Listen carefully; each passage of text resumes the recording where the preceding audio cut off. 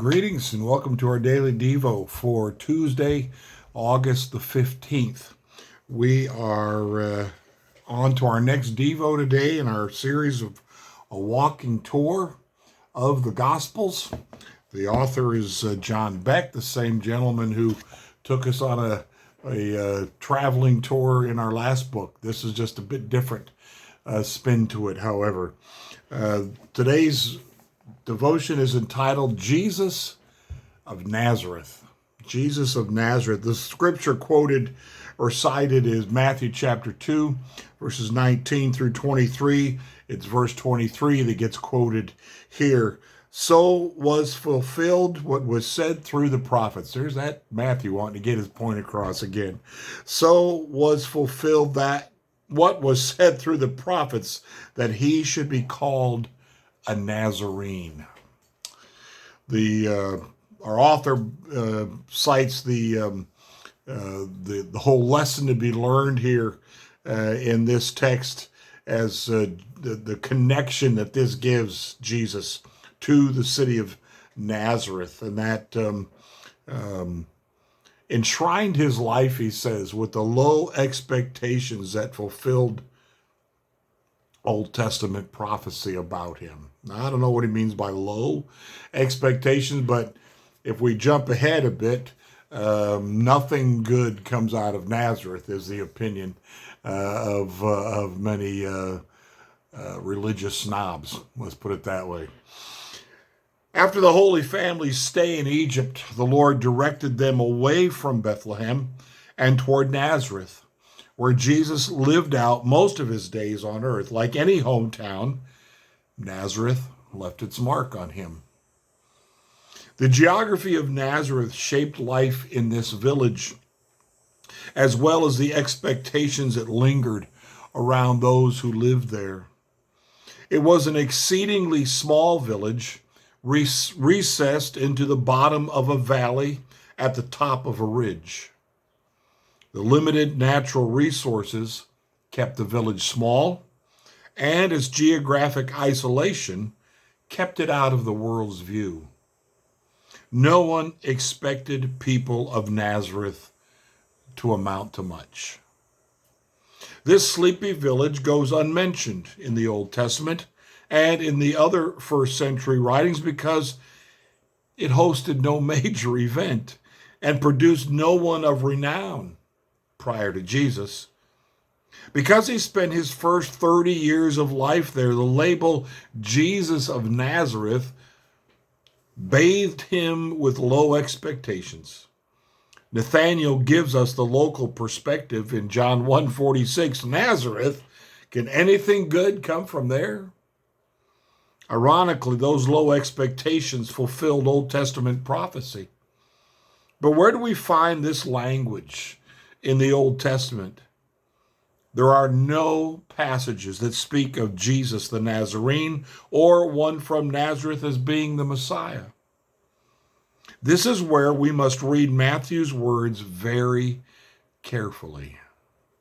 He is not quoting a specific prophet in the singular, but says that Jesus' origins in Nazareth fulfill what the prophets, in the plural, what the prophets said about him.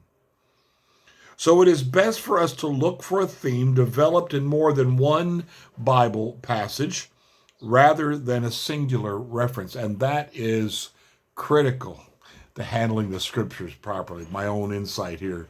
When we pick out one verse and let that shape everything we think about a person, place, or thing, we may be missing. We're not being good detectives, let's put it that way. There could be other things that build that and give a different perspective to it. In many places, and they suggest seeing the Bible references below, the Messiah is said to be someone who will call attention to himself by the very fact that he will call so little attention to himself. This is the very definition of someone who called first century Nazareth home. Ironically, the very location that caused others to expect so little of him provokes us to expect much from him. We know precious little about what Jesus' day-to-day life was like in Nazareth, but it accomplished one important thing, and Matthew insists that we sit up and take notice. The low expectations of Nazareth create high expectations for Jesus. For further reference, what they said earlier, note the references below. Psalm 22, verses 6 through 8. Psalm 69, verse 8, and then verse 20 and 21. Isaiah 49, 7. Isaiah 53, 1 through 3. Romans 15, 3. Philippians 2, verses 6 through 8. That is, and I'll just say it again, I've already said it, I guess. It's important that we know the word. As Paul would say, that we are workmen who know how to handle the tool, so that our outcome, the work that we produce, won't shame us. It's important. Over my years in ministry, I've seen such real danger, really, in picking this verse here and picking that verse here. Why? Because we like them. They make nice promises to us. They give us this sense of, oh, look at that truth. I'll claim that one, and I'll be able to do all things through Christ who strengthens me.